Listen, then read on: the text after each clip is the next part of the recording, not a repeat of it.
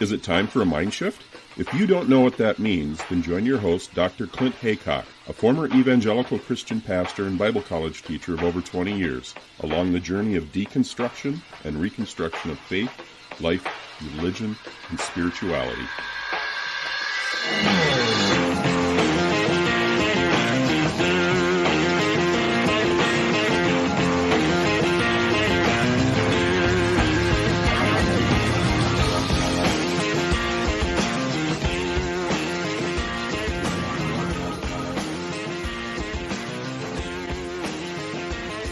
I'm so happy to welcome back returning guest, Ask Dr. Death, the host of the Ask Dr. Death podcast, my good friend, Dr. Terri Daniel. So welcome back, Terri, to Mind Shift Podcast.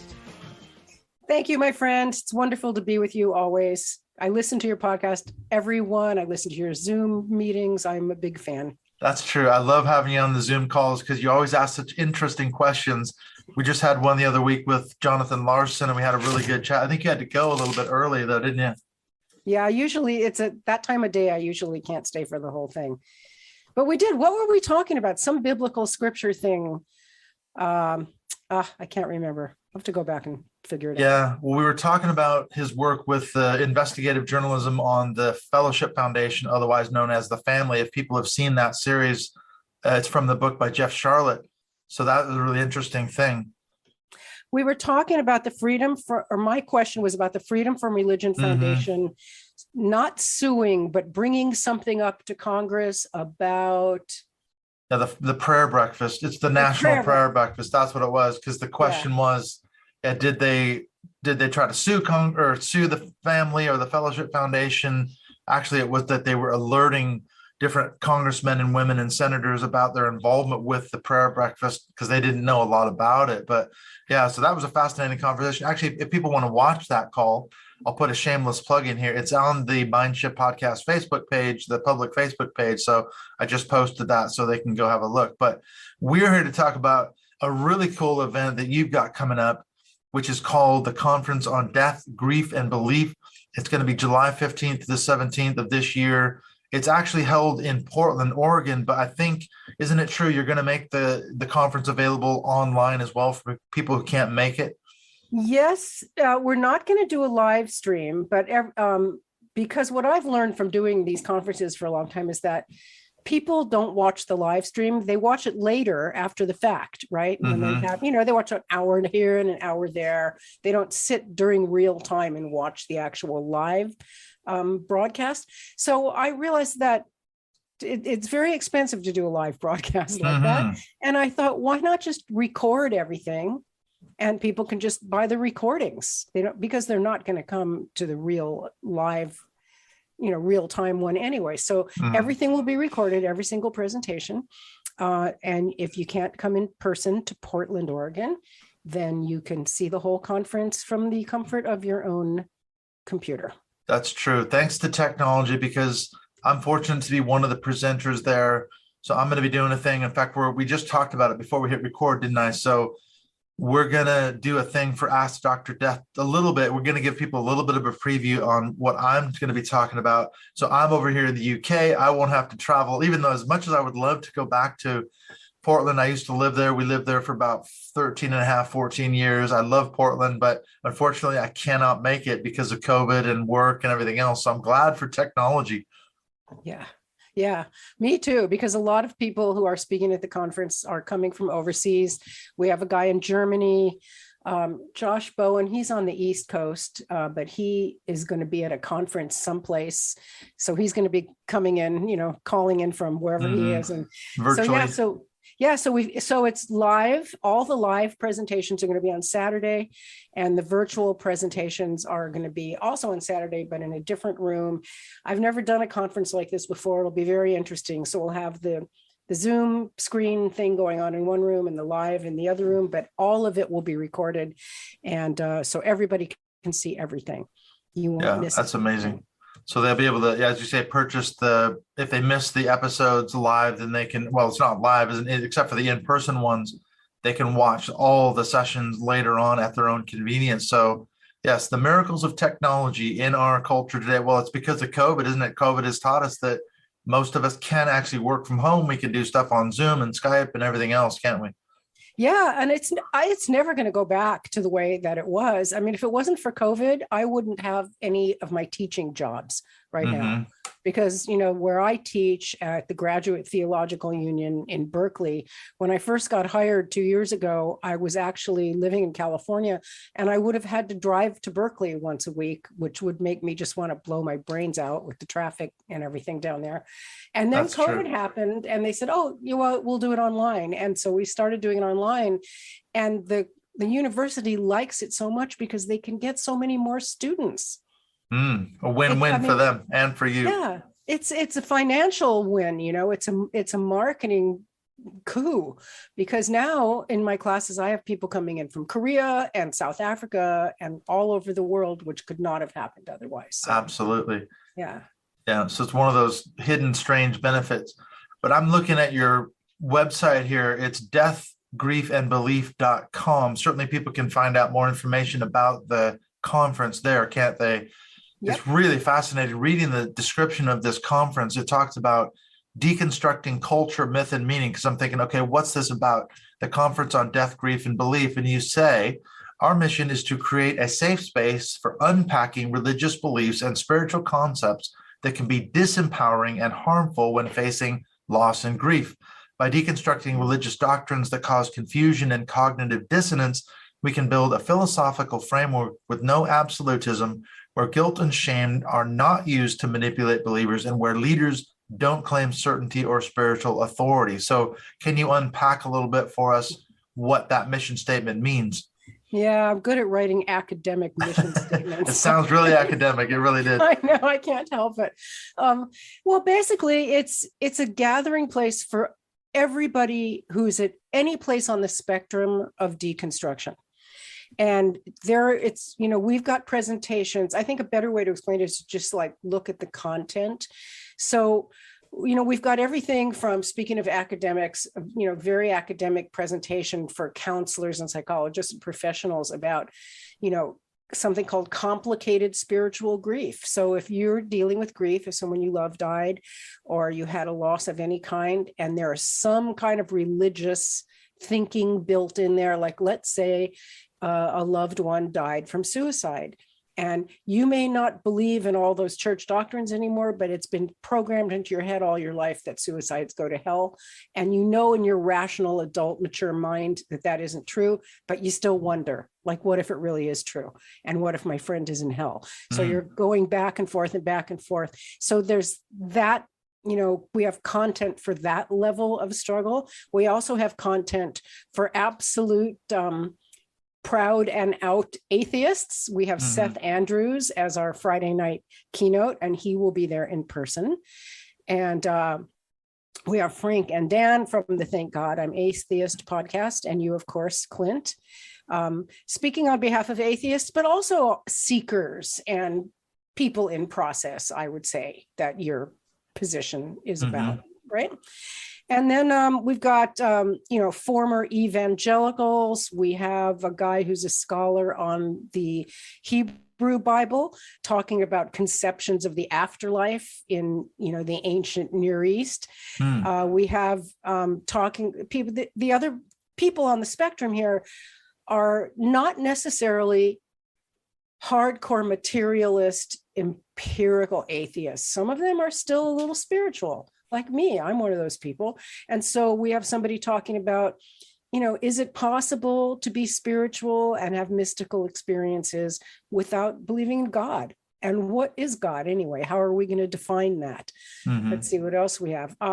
Gregory Shushan is a really cool guy who's done research on near-death experiences throughout history. Like, you know, people didn't just start having near-death experiences in the 1970s. It's been around forever. So he talks about, you know, people and tribes in different parts of the world and ancient history having these experiences where they were clinically dead, but then were resuscitated and had some sort of out-of-body experience. And in that vein, we also have a guy, Peter Panagore, who had a near-death experience. He froze to death on a mountain ice climbing trip. and he was helicoptered off the mountain dead. And then he was resuscitated. And he has this whole story to tell about what he experienced while he was dead that had zero religious content. And that's really the point, is so we've got the spectrum where we've got absolute atheism. There's nothing beyond the physical world. If you can't see it and touch it and prove it scientifically, it doesn't exist. So we have that on one end. And on the other end, we have people who have journeyed through these non-physical dimensions and are saying, yeah, these non-physical dimensions exist, but there's no Jesus there. There's no golden streets and pearly gates. That stuff is all doctrine. So you can have that without the religious context. You use the word deconstruction. It occurred to me that maybe that has a different meaning for different people. Could you unpack a little bit of what you mean by that word deconstruction? How does that apply? And then how does that apply specifically to this issue of death and dying and grief? Because that's obviously your specialty, isn't it? Is the area of hospice care and that sort of thing. Yes, that's what I do. I work with death and grief. And deconstruction is a word that I learned from all the atheist podcasts that I listened to. I didn't come up with that. That's ironic. And even I don't know what it means. What to me it means like unpacking. Like you, if you are steeped in religion, if you grew up in a religious community or a religious cult, you are packed into a construction, like a concrete building, right? And so when you're trying to come out of that, it's like you have to take that building apart stud by stud, with a wall by wall, piece by piece, breaking down the concrete. That's what I think it means. People also say deconvert. And that's a term that I don't understand, because to me, to deconvert means there would first have to be a conversion. So you didn't grow up in the religion, but when you were 18, you became a born again Christian and you converted into it. And now you're deconverting back out of it. I think it does. Yeah, it has that spectrum of meaning, doesn't it? You can certainly look at it from a philosophical point of view, which is where I first came across it, because it was popularized in literary studies, I think, by Derrida. That's kind of where maybe the word deconstruction, I think he may have coined that word. I'm not sure, but it means a lot of different things. I tried reading Derrida, and it's just about impossible. He's like a postmodern philosopher, and it's virtually impossible. And then someone turned around and said, that's the point. You're not supposed to get it. You see, that's the whole thing. But I came across, when I was an evangelical, deconstructionist interpretations of the Bible. So even then, people were using it to like compare different interpretations of the Bible and different traditions, and compare and contrast the differences there. So I think even in that sense, maybe it could relate to the way we were raised. We compare and contrast traditions and go, when I find out someone else was raised in a completely different way, they thought they had the truth, and so did I. You think, wait a minute, could we both be right or both be wrong? So it leads to a lot of questions, doesn't it?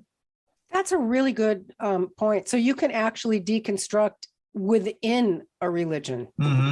Yeah. Yes, you can. Yeah, I came across a really interesting, there's an article that's a deconstructionist interpretation of the book of Job.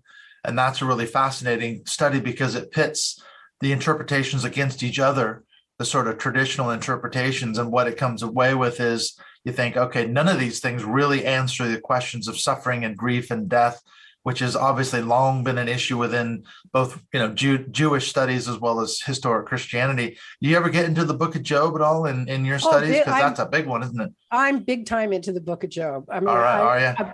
A big piece of my new book is I have a whole chapter on the book of Job, and it was in my doctoral dissertation. And the fascinating thing about it is it doesn't give you an answer. It just says, look how fucked up this is. Yeah. And that's it. Period. That's end of story. That's the end of the he gets story. everything back at the end, though. That's the thing, isn't it? It's like that's the thing. Yeah, a feel-good ending.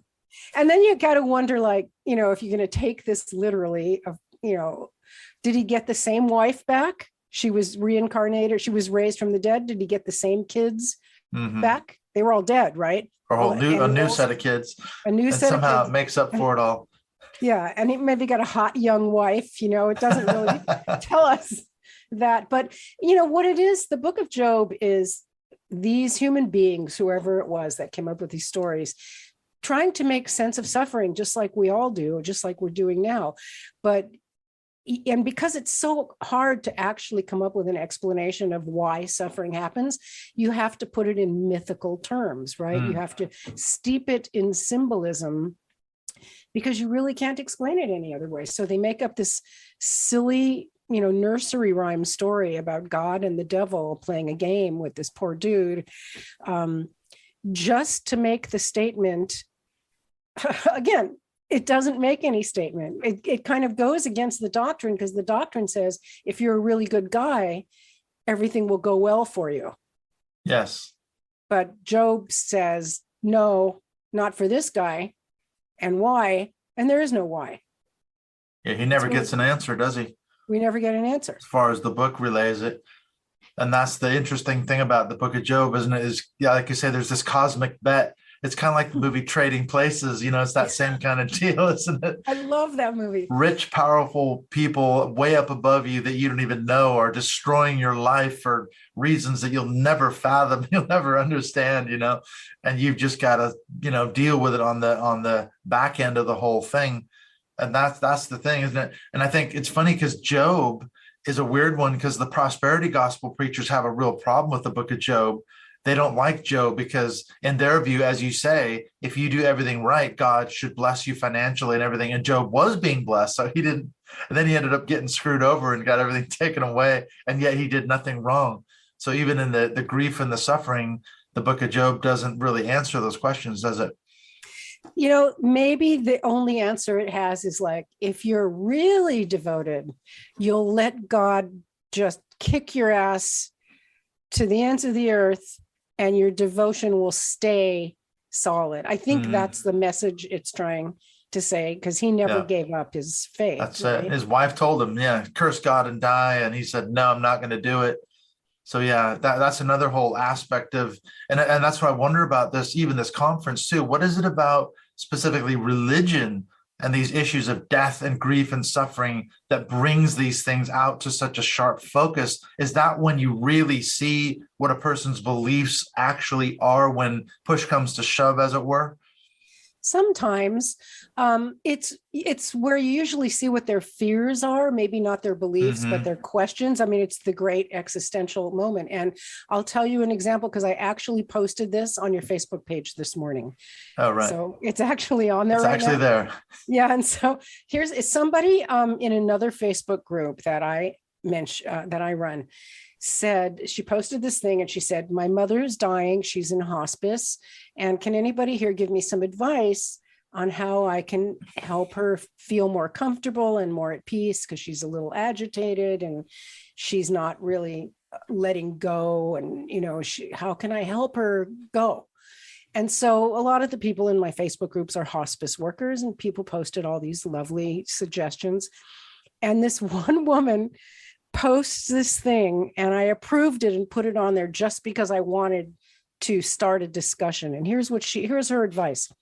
Tell your mom, if she doesn't repent of her sins and ask the Lord to save her when she dies, she will open her eyes in hell forever and ever. This is very important. She can have everlasting life in heaven. Our spirit goes to heaven or hell. Oh, that's not black and white at all. So this is what this person is suggesting that this woman say to her mother on her deathbed. Wow. So the comments are fascinating, but I bring that up as an example because this is what I deal with all the time. This is what we see in hospice. So I've had so many situations where I've had a family member like that, and mom is maybe an atheist or Unitarian or who knows what, doesn't matter, but she's not a Christian. And the daughter is sitting there crying and begging hysterically, Mom, you're going to die in a couple of days here. Please, please, please repent and find Jesus, or I won't ever get to see you in eternity. We won't see each other in heaven. Don't you want to be in heaven with me? And the mother's probably thinking, no, not really. I want to be with you anymore. But this really happens. And so, what do we do as counselors and chaplains, when we're in a situation like that? Religion certainly is one way to make sense of the death process, isn't it? Because speaking of Facebook, I just saw a post a couple of days ago from a friend of mine. Somehow I'm still friends with him. I don't know. I've unfriended a lot of people that I went to Christian high school with in Seattle because they're still fundamentalists and Trump supporters and all that. But for some reason, this one guy is still there. But he posted that his father had recently passed away.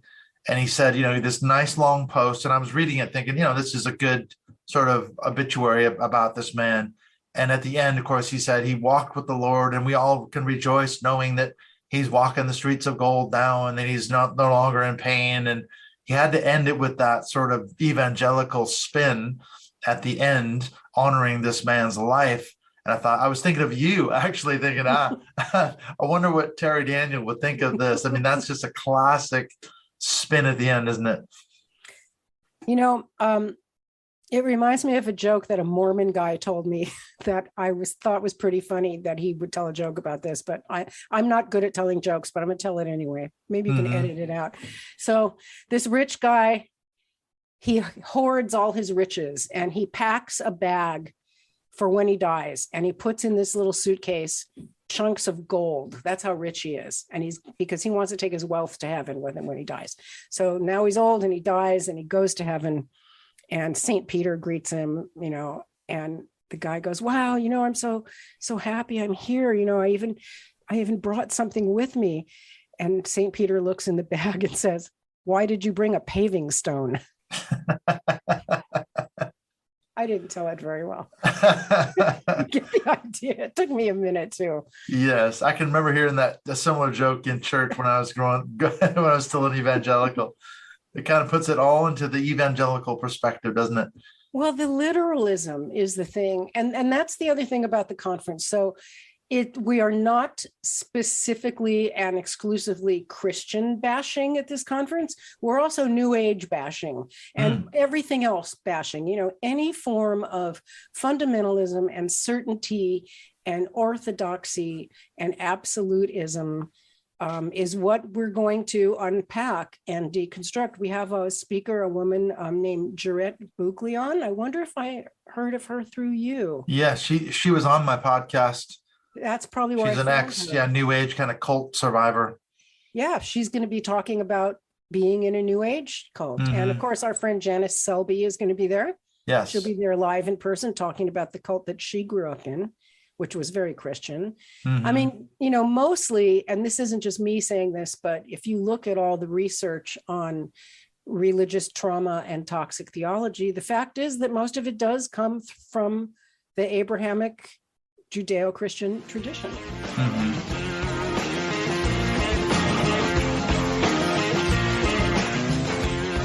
When we come back from the break with Dr. Terri Daniel, we're going to get into a couple of other topics that I really wanted to talk about with her. We're going to be talking about the so-called theology of suffering as well as toxic theology.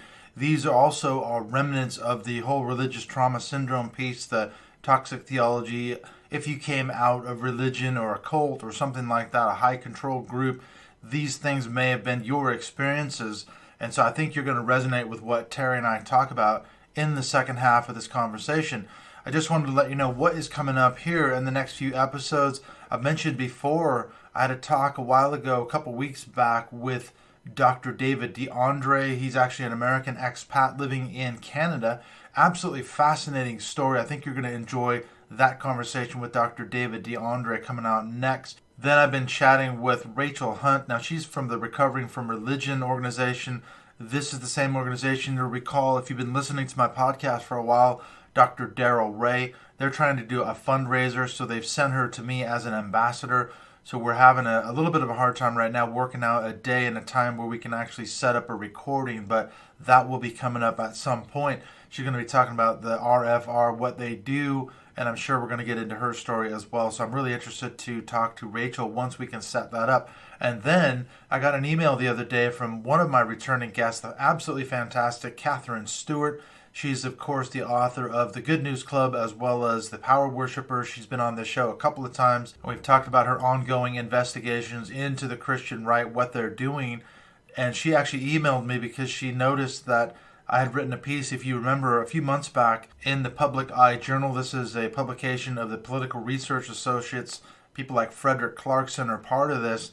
I did a piece on R.J. Rushdoony, the father of Christian Reconstructionism, and his impact on homeschooling, Christian homeschooling, I should say, in the age of COVID.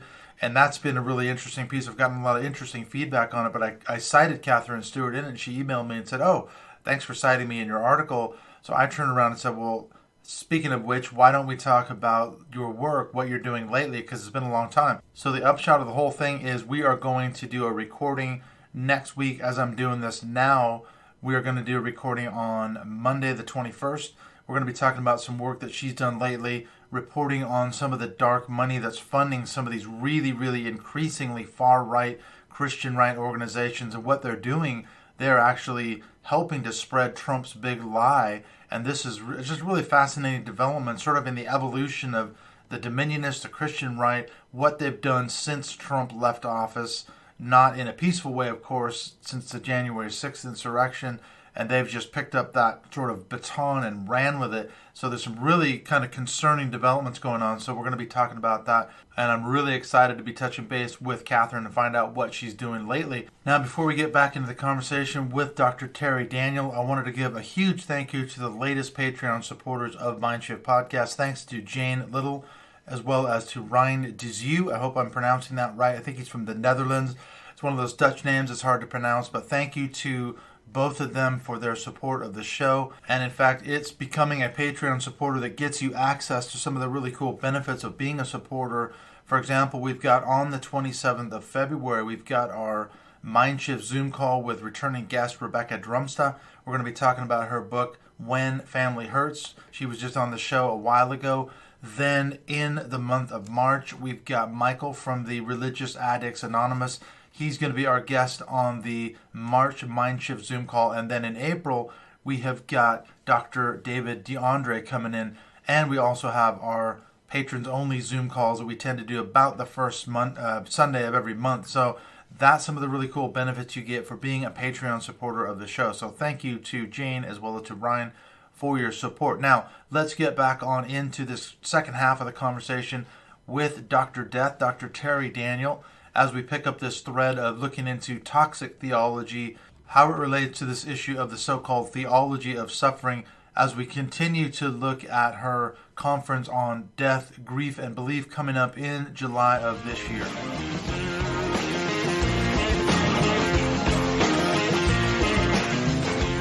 What is it about religious trauma in particular? Because you could say, for example, did Job, if that story is historically true, whatever it is, but did he experience religious trauma? He's got to have all this baggage. What is it about grief and loss and suffering and death that specifically relates to religious trauma or toxic theology, toxic beliefs?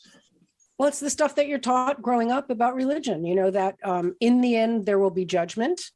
So you're expecting you're going to, let's say, I encounter this all the time. So let's say you're 68 years old and you've just been diagnosed with 4th stage cancer, and you're going into hospice, and you've been a Christian all your life, but you haven't been a perfect human being, right? Because of the story of Job, that as perfect as you might have been, there's still some little sin somewhere that you haven't confessed or that you haven't reconciled. Something's in there that's going to get you.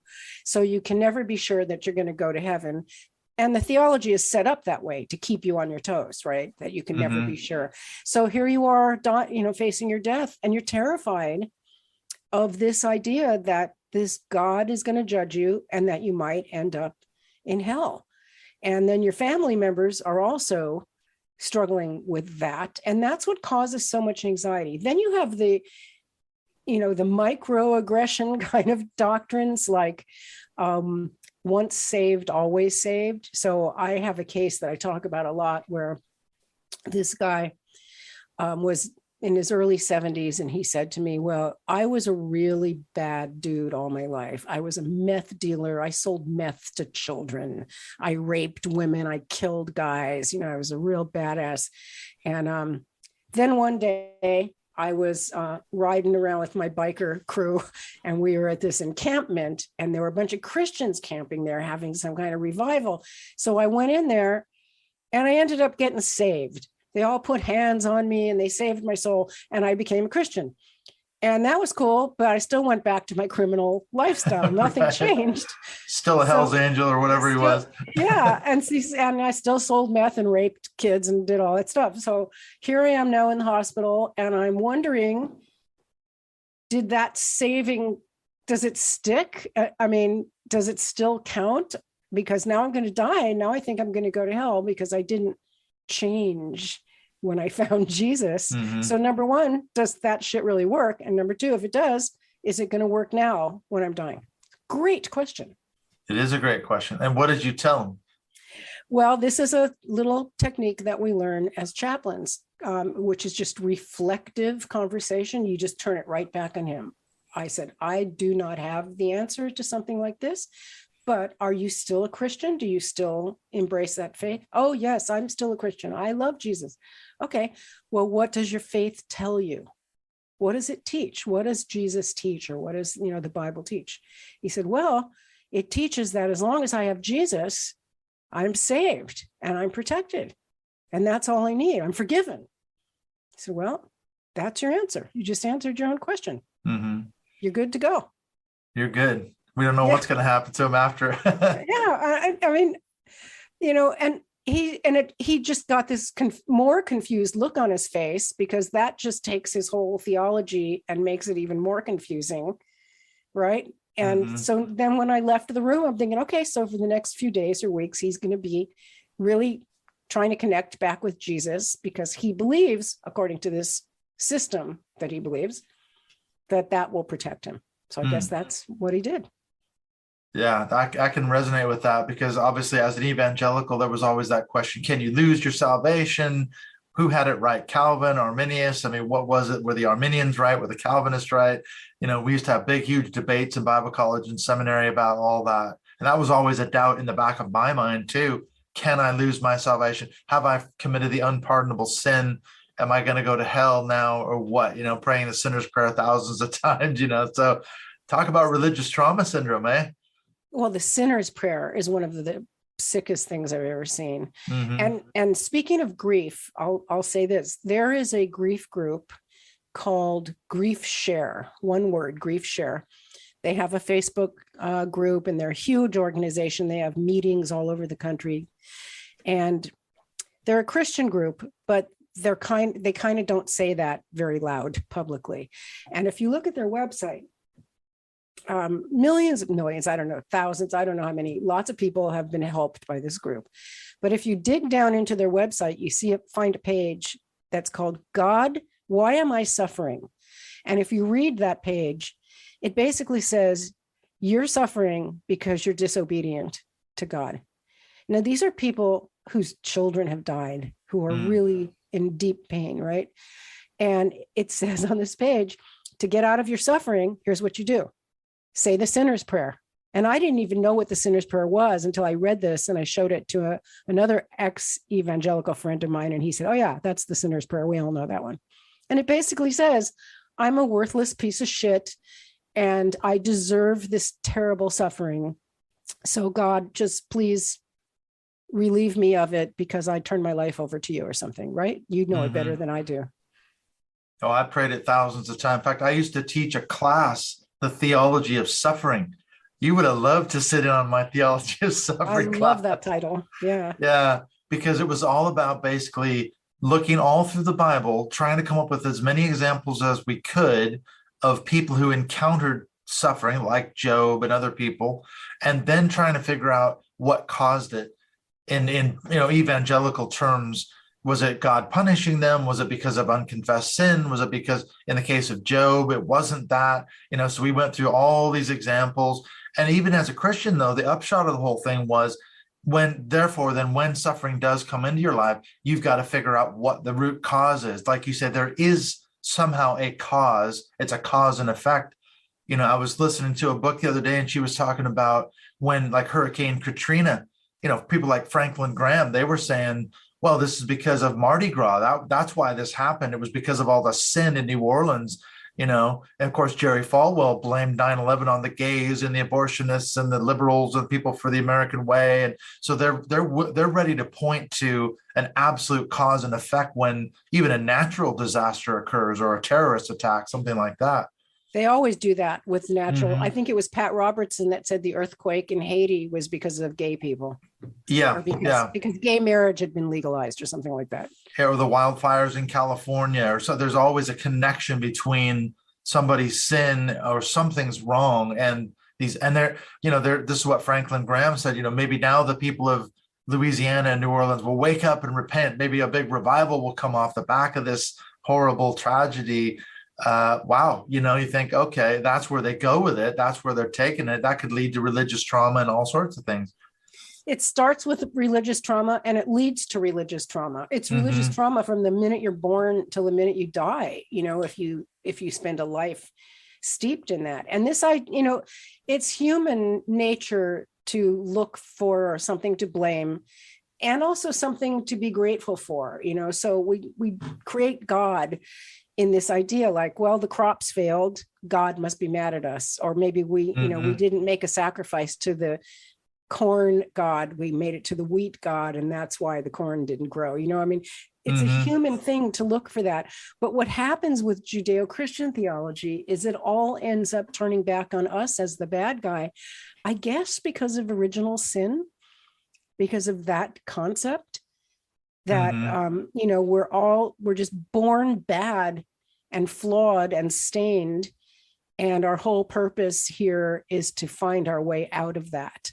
And the only way to find our way out of that is through Jesus somehow.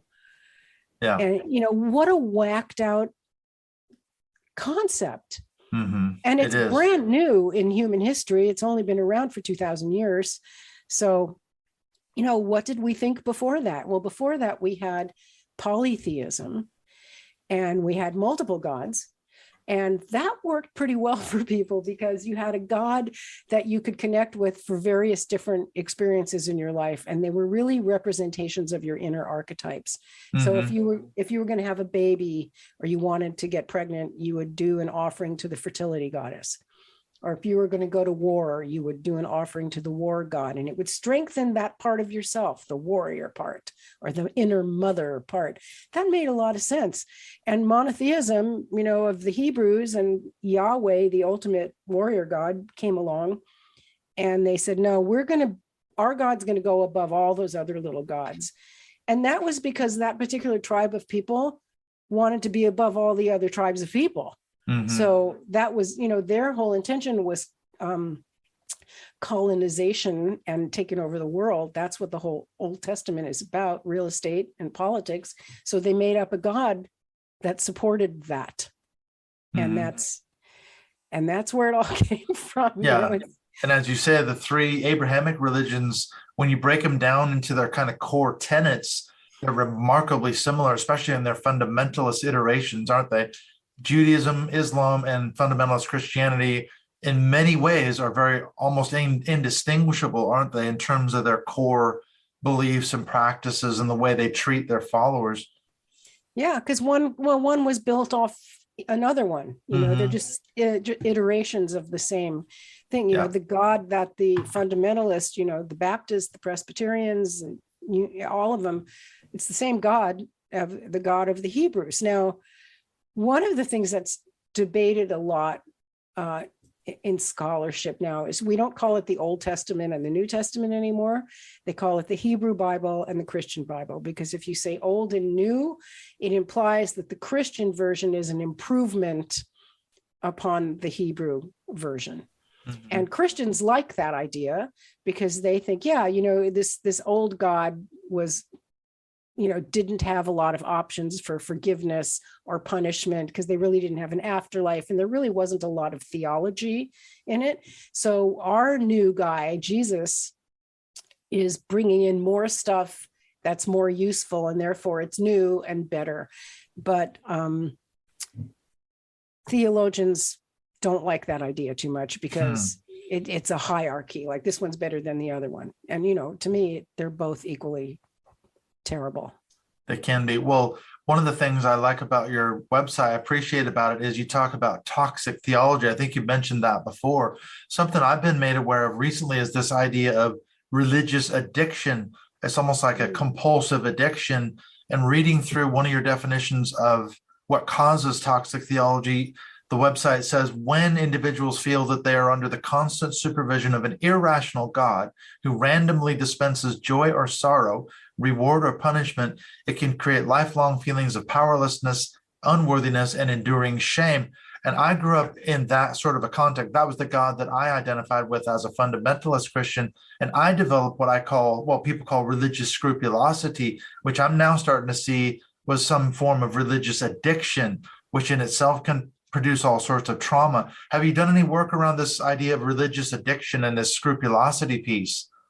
I really haven't, because most of the people that I work with, they're not addicted anymore. They're the people who come to me are on their way out. So I don't have the privilege of encountering many people who are that deeply into it. But the addiction, comes from just the way that you're programmed, and you're programmed to that from 3 years old, like you were. I mean, you're told as a child that if you don't have this and you don't do this, I don't know, do they tell you when you're 3 that you're going to hell if you don't conform? You don't have much choice when you're 3. You have to do what your parents tell you to. I heard it. Yeah. When I was that young, I remember going to, when I was probably about 5 or 6, we used to go across in the summertime to some Christian's house in another neighborhood adjacent to ours. And we'd sit there for, it was kind of like a vacation Bible school, but it was at their house. And they went through the flannel graphs on the chart and everything, with like flames of hell and everything. And I can remember coming home absolutely terrified as just a young kid. So yeah, I was exposed to toxic theology at a very young age.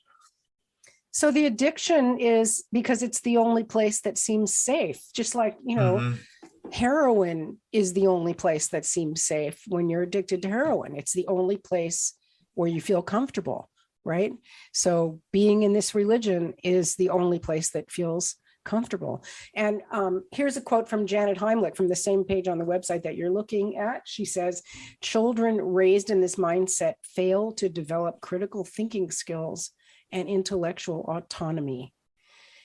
So you don't grow up in a healthy way, and they have so much fear of God that they project their fear of God onto everything else in the world and everything outside of them. So anything outside this protected space is a threat. So that would explain how easy it would be to become addicted to religion. Oh, it is. So who is this conference for? Because on the landing page, you talk about the people who are going to be a part of it. And you say it's for anybody who is spiritual but not religious, atheist, non-believer, former believer, or never believer. There's quite a spectrum here. Struggling to leave a high-demand religious structure, questioning an inherited faith or chosen faith tradition, recovering from religious trauma, which we talked about, a professional who works with religious trauma, or finally, deconstructing childhood religious indoctrination. Does that cover the spectrum of people that you want to come to this conference? Yeah, exactly. The only thing that you don't see on that list are faithful believers of Jesus Christ. Yeah, I didn't see that on the list. There's no bullet point. You need to add one on there, Terri. Update your website. Come on. What's wrong with you? Well, you know what? Maybe I should. I mean, really, because there is, sure, the faithful believers of Jesus Christ are more than welcome. I would love to have them in the room. They might end up protesting outside in front of the hotel instead of being in the room. And that would be great too. So it's, anybody who's questioning. I think that's a pretty fair list, and what's interesting is I'm doing a symposium at the end of this month. It's a day-long online symposium on this same topic. It's more for like counselors and psychologists, and it's about positive and negative religious coping when facing death and grief. And I'm getting such a phenomenal response to, I thought maybe I'd get 30 people. I think I've got like 150 people signed up for it now. So professionals in this field are getting really interested in this. And more, as the religious landscape of America changes, according to all the recent studies, the Pew and Gallup studies from last year, this is coming out into the open. This is coming out of the closet. People aren't putting up with this doctrinal stuff anymore like they used to. Well, and certainly we know that in America, I don't know how it is in other parts of the world, it's not as much in this country, in the UK, but a lot of the political divide the last 4 or 5 years over the Trump support by evangelical. That's another piece of this. I know we haven't touched on that, but it has absolutely destroyed families, relationships. It's absolutely a divisive, polarizing factor, certainly in the States right now, isn't it? You got to tie religion into all that as well. Yeah, we cannot separate it from the political climate that we're in right now. The evangelicals have so much come to the forefront of media attention in the last couple of years that everybody knows about them and everybody knows how much power they wield.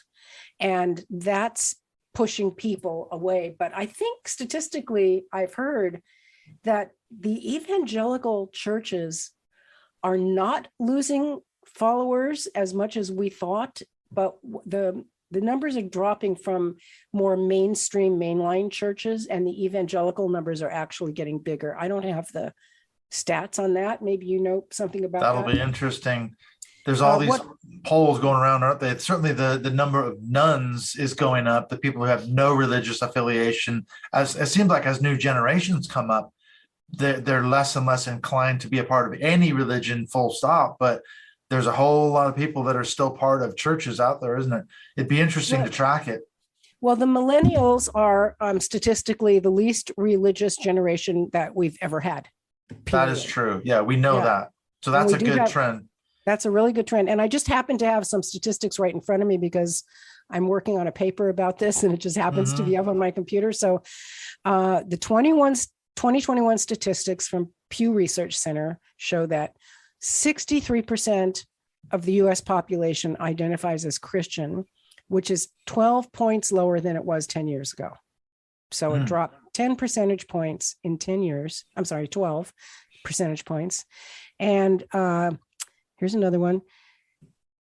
Where is it? And then a Gallup poll, same time period last year, showed that membership in a church, synagogue, or mosque dropped 20 points in the last 20 years, due primarily to an increase in the number of Americans who have no religious preference, nuns. So 1 percentage point per year, basically. It is slowly slipping, chipping away.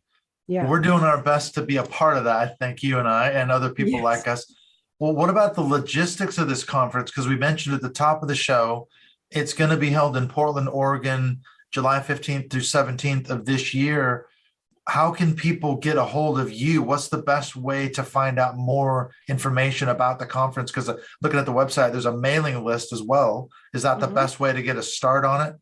Well, go to the website, deathgriefandbelief.com. You'll see everything you need to know about the conference there.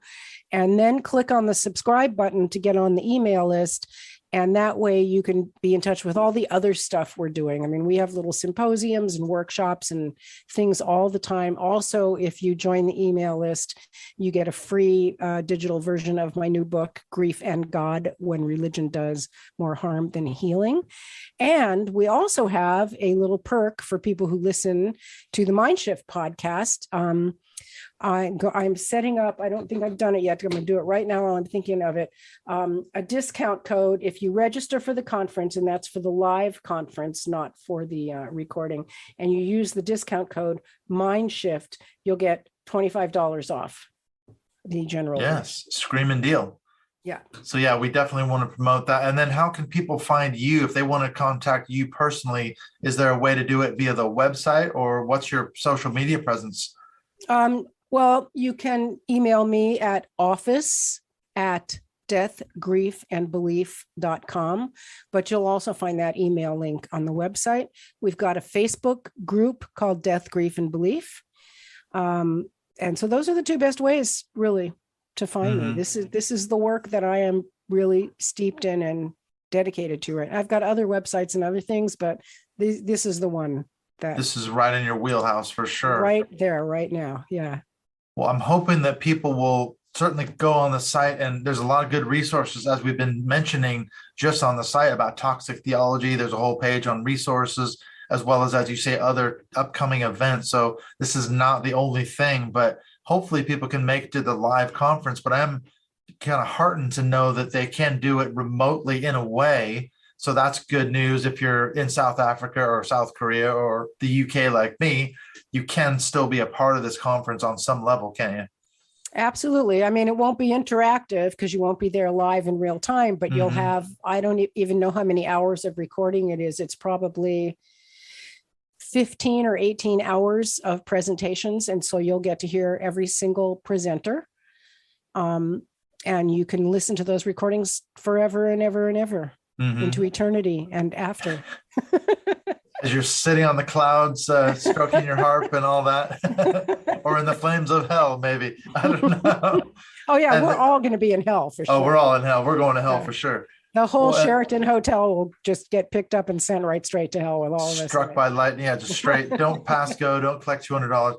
And then before we go, I was going to mention I think we talked about this before, but I'm going to be on your Ask Dr. Death podcast at some point. We've made a date sometime in February of this year to talk about a little bit of a teaser about what I'm going to be talking about. So I'm really looking forward to that as well as the actual conference coming up in July. And you can find that at askdrdeath.com, and it's doctor spelled out. It's not DR, because DR Dr. Death is Jack Kevorkian. That's what they called him. So yeah. It's Dr. Ask Dr. Death spell. And it's funny where that name came from.